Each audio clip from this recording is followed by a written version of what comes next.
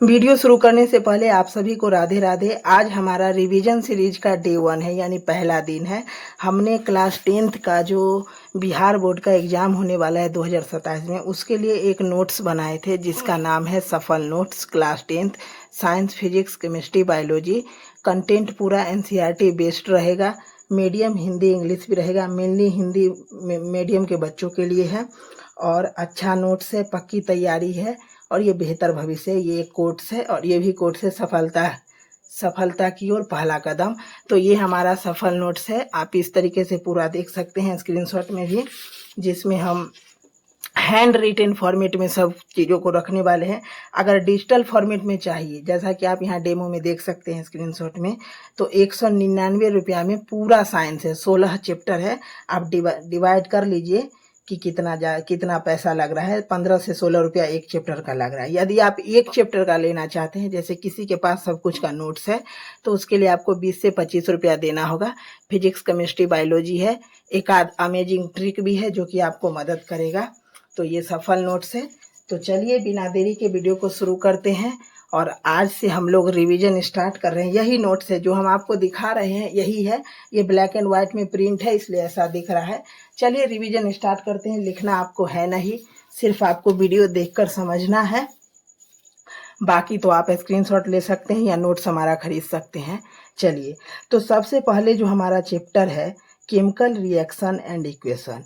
और एक बात, इस चैप्टर को हम 3 पार्ट में कंप्लीट करने वाले हैं। 10 से 12 मिनट का एक वीडियो होगा, उसमें हम पूरा अच्छे से रिवीजन कर लेंगे एक एक एग्जाम्पल के साथ। तो हमारा चैप्टर का नाम है रासायनिक अभिक्रिया एवं समीकरण। इसमें सबसे पहले हम लोग देख लेते हैं कि रासायनिक अभिक्रिया क्या होती है। तो परिभाषा में लिखेंगे। और एक बात, आपको एग्जाम में बिल्कुल ऐसा ही लिखना है जैसा हम यहाँ नोट्स में लिखे हैं, तब आपको बहुत अच्छा नंबर आएगा।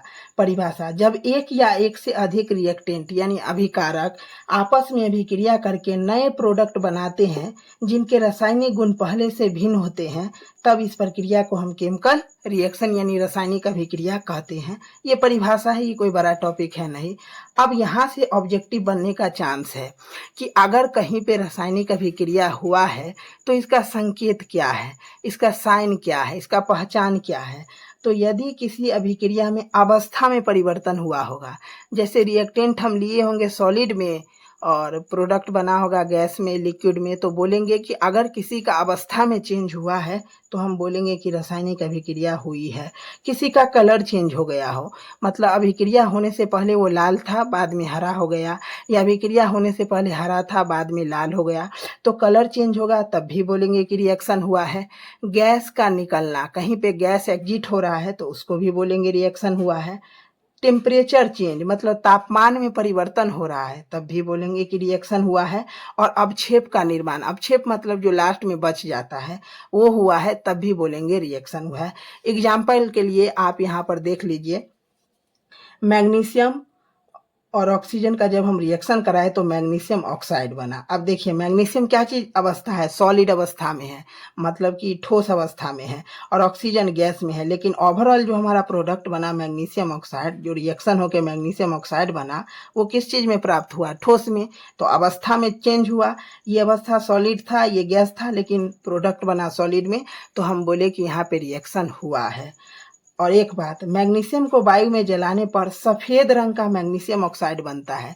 यानी मैग्नीशियम का कलर कुछ और था, ऑक्सीजन का कलर कुछ और था, लेकिन जब मैग्नीशियम ऑक्साइड बन करके आया प्रोडक्ट तो उसका कलर कैसा हो गया, सफेद रंग का। तो इससे भी पता चला कि अवस्था में भी परिवर्तन हुआ और रंग में भी परिवर्तन हुआ। तो हम बोल सकते हैं कि यहाँ पे रासायनिक अभिक्रिया हुआ है। तो ये याद कर लीजिए कि ये पांचों फैक्टर ऑब्जेक्टिव में सीधा आ सकता है कि कैसे पहचाने कि कहीं पे रासायनिक अभिक्रिया हुआ है। तो अवस्था में परिवर्तन, रंग में परिवर्तन, गैस का निकलना, तापमान में भी परिवर्तन और अवक्षेप का निर्माण। एग्जाम पॉइंट में भी हम कोई खास नहीं, यही चीजें हम दे दिए हैं। नई वस्तु का बनना रासायनिक अभिक्रिया की सबसे महत्वपूर्ण पहचान है। अगर कहीं पे रासायनिक अभिक्रिया हुआ है तो एक नया वस्तु जरूर बना होगा। रिएक्टेंट, अभिक्रिया में जो भाग लेने वाले पदार्थ होते हैं उसे रिएक्टेंट कहते हैं, और अभिक्रिया के बाद बनता है जो नया पदार्थ उसे हम प्रोडक्ट कहते हैं। जैसे कि अभिक्रिया में ये जो पूरा अभिक्रिया हुआ, इसमें भाग कौन लिया, मैग्नीशियम और ऑक्सीजन, यही दोनों भाग लेके मैग्नीशियम ऑक्साइड बना है ना।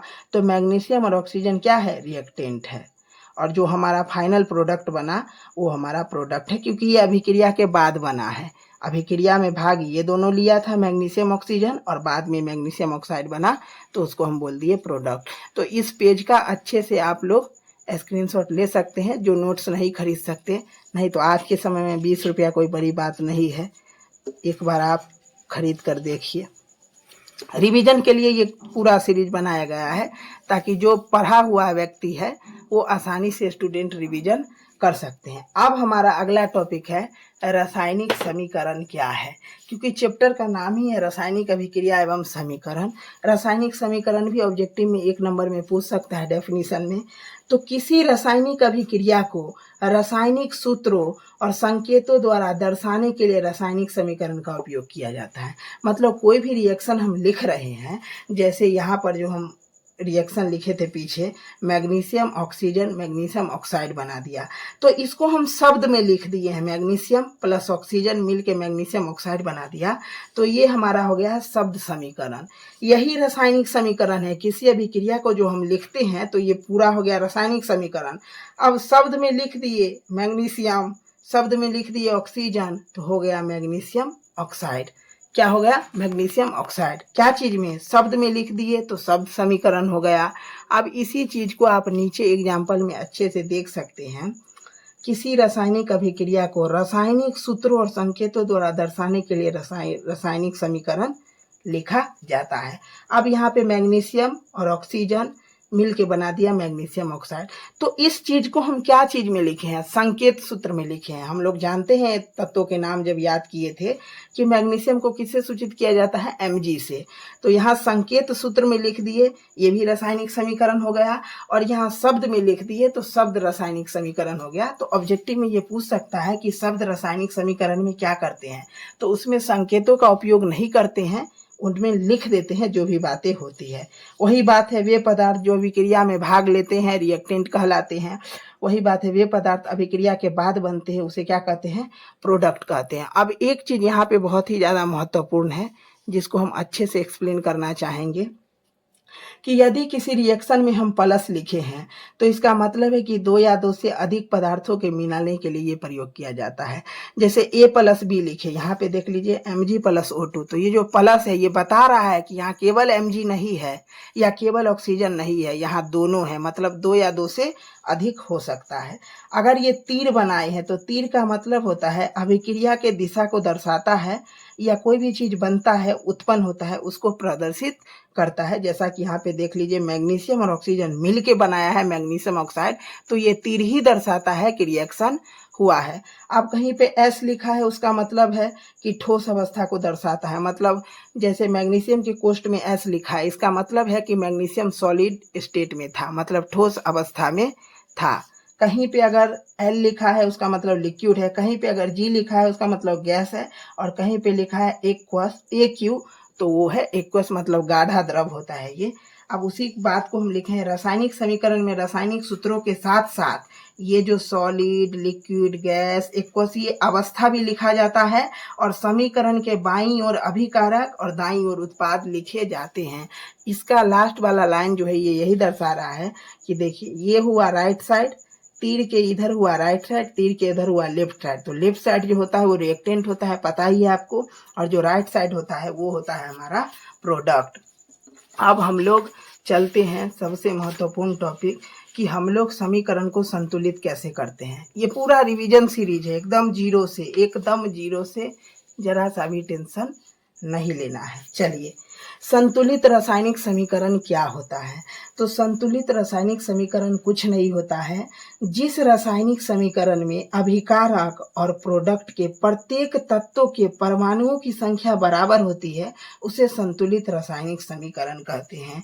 इसका मतलब यह हुआ, संतुलित रासायनिक समीकरण का मतलब, जैसे देखिए ये हमारा यहाँ पे रिएक्शन हुआ है, हाइड्रोजन ऑक्सीजन मिल के बना लिया हाइड्रोजन ऑक्साइड।